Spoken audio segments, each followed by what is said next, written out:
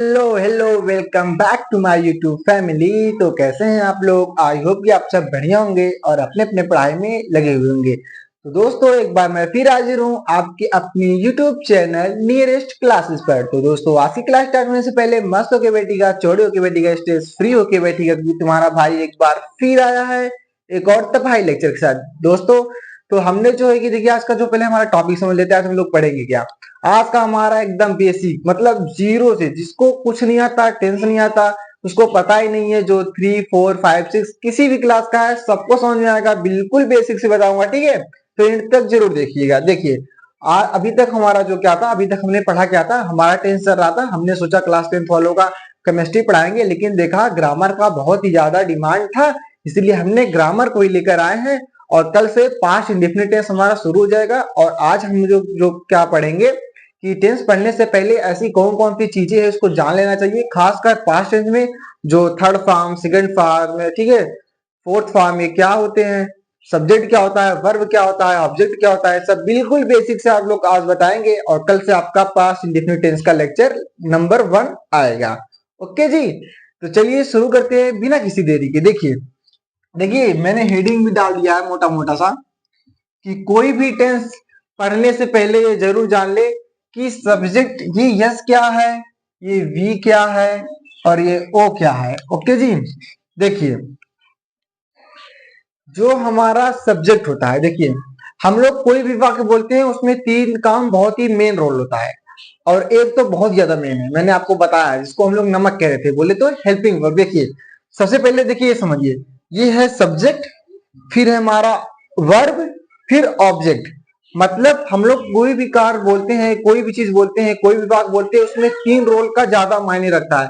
पहला या तो सब्जेक्ट, जिसके द्वारा काम हो रहा होता है। दूसरा हमारा क्या रहता है? क्रिया, वर्ब, मतलब उसके द्वारा कौन सा कार्य हुआ रहता है, और उसने क्रिया में क्या किया। देखिए, सबसे पहले कर्ता, जो हमारा वाक्य है, जो हमारा वाक्य रहता है, उसमें कर्ता रहता है कि उसने क्या बोला, क्या कहा, ठीक है, जो हमारा कर्ता के द्वारा काम होता है। अब वो क्या बताता है, किसको, कौन बताता है, कौन सा काम कर रहा है, क्रिया बताता है कि वो क्या कर रहा है, ठीक है। उसके बाद हमारा ऑब्जेक्ट, जो हमारा कर्म बता रहा है कि क्रिया तो कर रहा है, लेकिन वो कौन सी क्रिया कर रहा है, वो हमारा कर्म बताता है, मतलब। और देखिए, इसमें बीच बीच से कुछ जगह मैंने छोड़ी है, आप इसको ध्यान दीजिएगा कि ये जगह हमने क्यों छोड़ा है। क्योंकि यहाँ पे सब्जेक्ट के बाद हम लोग क्या लिखेंगे? हेल्पिंग वर्ब, सहायक क्रिया। ये तो हमारी मुख्य क्रिया है, कि जो खाना खा रहा है, क्या कर रहा है, गीत गा रहा है, ठीक है। तो ये हमारा क्या है? मुख्य क्रिया है, और ये बताएगा कि उसका कर्म कौन सा कर रहा है, ठीक है।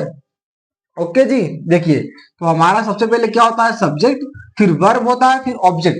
हम लोग पूरे टेंस में इसी को फॉलो करते हुए जाते हैं, चाहे प्रेजेंट इंडेफिनिट टेंस हो, प्रेजेंट कंटीन्यूअस टेंस हो, प्रेजेंट परफेक्ट या पास्ट फ्यूचर, कोई भी टेंस हो, उसमें 3 ही चीज रहता है। आपने देखा ही होगा, पहले सब्जेक्ट लिखते हैं, फिर वर्ब रहता है, हेल्पिंग वर्ब तो मान लीजिए रहता है, ये सब्जेक्ट, वर्ब और ऑब्जेक्ट, इसी तीनों पे हमारा पूरा टेंस, पूरा ग्रामर नहीं कह सकते, लेकिन पूरा टेंस बेस्ड है, ठीक है। ओके जी, उसके बाद मेन दिक्कत होता है कि वर्ब का कौन सा फॉर्म क्या होता है। जैसे गो का, जैसे हमारा गो हो गया, उसका फर्स्ट फॉर्म ये होता है, ये सेकंड फॉर्म, ये थर्ड फॉर्म, ये क्या है? उससे पहले ये एक बार और देख लेते हैं। देखिए, हमने जब कोई वाक्य बोला, उसमें सबसे पहले तो सब्जेक्ट आएगा, उसके बाद वर्ब और ऑब्जेक्ट, ये 3 चीजें बहुत ही ज्यादा रोल प्ले करती हैं।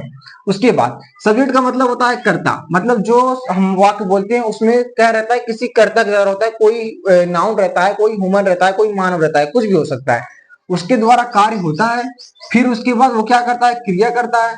क्रिया के बाद हमारा कर्म आता है। मतलब पूरे टेंस में हम लोग इसी को फॉलो करते हैं, सब्जेक्ट लिखते हैं, फिर वर्ब लिखते हैं, फिर ऑब्जेक्ट लिखते हैं, इसी यही होता है पूरे टेंस में, कर्ता, क्रिया, कर्म, यही 3 चीज है। और इसमें बीच बीच में हमने गैप छोड़ा है, मतलब सब्जेक्ट के बाद इसके अनुसार हम लोग हेल्पिंग वर्ब लगाते हैं, क्रिया के बाद कोई ऑब्जेक्ट हो गया, फर्स्ट फॉर्म में आईएनजी हो गया, फिर उसके बाद अदर वर्ड होता है, ठीक है। तो मोटा मोटा समझ लिए कि हम लोग टेंस में 3 ही चीज को ज्यादा डीपली पढ़ते हैं, कर्ता को, क्रिया को, कर्म को। और उसको जो टेंस के हिसाब से जो हमारे हेल्पिंग वर्ब रहते हैं, ये तो मान लीजिए खैर बदलते रहते हैं, इसके रूल नियम बदलते रहते हैं, लेकिन ये बदलता नहीं है। ये जो हमारा है, वो क्या करता है? ये बदलता नहीं है। कर्ता, क्रिया, कर्म, ये हमेशा हर वाक्य में पाया ही जाता है। आई होप कि आपको ओवरऑल समझ में आ रहा होगा। अब देखिए, अब जैसे देखिए, हमने जो हमने थंबनेल में बताया है कि क्रिया का third form, first form, second form, third form ये होता क्या है। देखिए जी, देखिए जो हमारा फर्स्ट फॉर्म होता है, जैसे मान लीजिए कर्ता जो है क्रिया कौन सी कर रहा है, जाने का, जा तो रहा है, जाने का फर्स्ट फॉर्म है गो, सेकंड फॉर्म है वेन, थर्ड फॉर्म है गॉन। लेकिन सर ये हुआ कैसे, इसका अर्थ क्या है ये समझिए।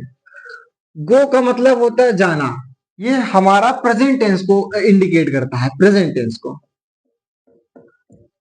और जो सेकंड फॉर्म होता है वो हमारा पास्ट को इंडिकेट करता है, और जो हमारा थर्ड फॉर्म होता है वो किसको इंडिकेट करेगा, फ्यूचर को।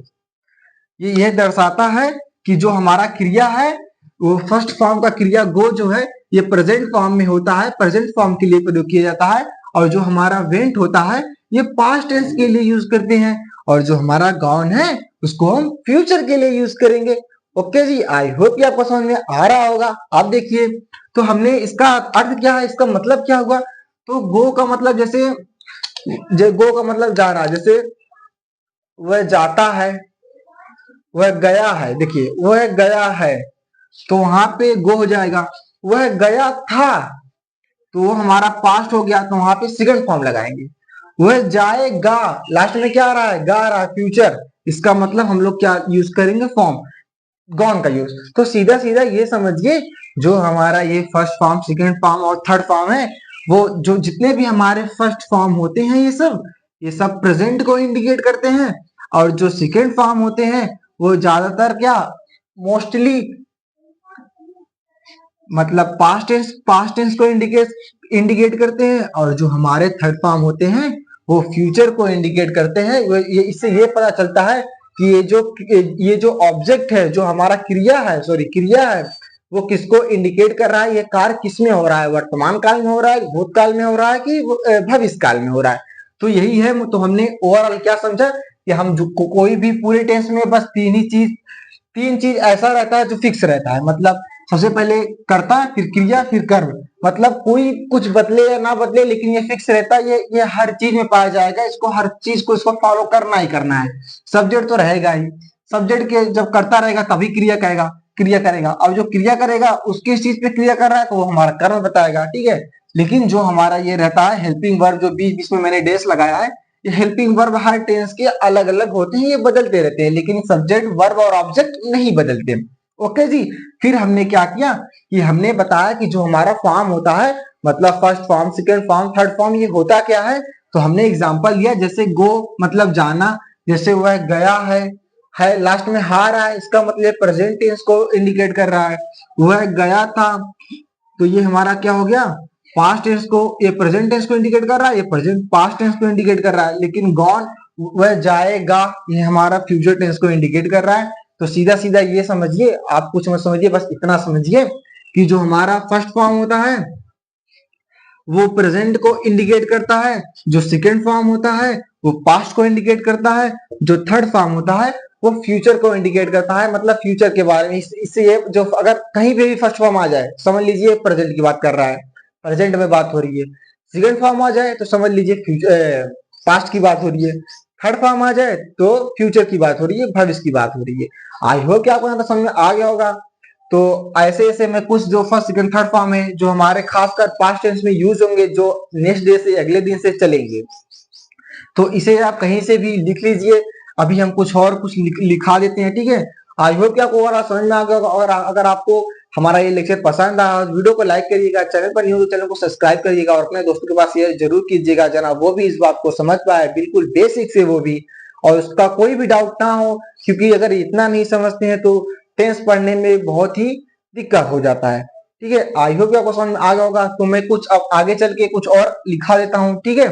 कुछ जो फर्स्ट सेकंड थर्ड फॉर्म है मेन उसको मैं लिखा देता हूँ, और आप लोग भी कुछ लिख लीजिए। तो अब देखिए, हमने यहाँ पे कुछ वर्ड और उसके first form, second form, third form लिख दिए हैं। आप लोग इसे स्क्रीनशॉट या नोट डाउन कर लीजिए। ओके जी। और हाँ, आप लोग बस इतना समझ गए ना कि फर्स्ट फॉर्म क्या होता है, second form and third form. First form मतलब प्रेजेंट की बात करेगा, ठीक है, प्रेजेंट। और second form past, third form future, ठीक है। जहां भी फर्स्ट फॉर्म आ जाए, दिख जाए, समझ जाइएगा कि प्रेजेंट है, और जहां पे सेकंड फॉर्म दिख जाए समझ जाइएगा कि ये पास्ट की बात है, पास्ट की बात हो रही है। और जहां पे थर्ड फॉर्म आ जाए तुरंत समझिएगा कि ये फ्यूचर की बात हो रही है। एक और फॉर्म होता है जिसे फोर्थ फॉर्म बोलते हैं, लेकिन उसमें कुछ नहीं होता, वो बहुत ही जहां पे जैसे बस यहाँ पे क्या लग जाता है फोर्थ फॉर्म में आईएनजी, इसको क्या बोलते हैं, फोर्थ फॉर्म बोलते हैं, ठीक है। ओके जी, मतलब जहां पे आईएनजी लग जाता है वो हमारा फोर्थ फॉर्म होता है। कहीं भी आईएनजी लग जाए समझ लीजिए वो फोर्थ फॉर्म उसका लिखा गया है। और नहीं तो जो ये सब है ऐसे ऐसे आप इतने ही नहीं, आप और भी ऐसे याद कर लीजिएगा नोट डाउन। मैं तो बस आपको ऐसे ही बता रहा हूँ, ठीक है जी। तो आई होप कि आपको ओवरऑल समझ में आ गया हो। तो अगर आपको समझ में आ गया हो तो आपको जानना ही सब क्या करना पड़ेगा, वीडियो को लाइक करना पड़ेगा, चैनल पे नहीं हो तो चैनल को सब्सक्राइब कर दीजिए और अपने दोस्तों के पास शेयर कर दीजिए। तब तक के लिए मैं मिलता हूँ कल के लिए एक और तबाही लेक्चर के साथ। तब तक के लिए अपना ख्याल रखिएगा। Thank you.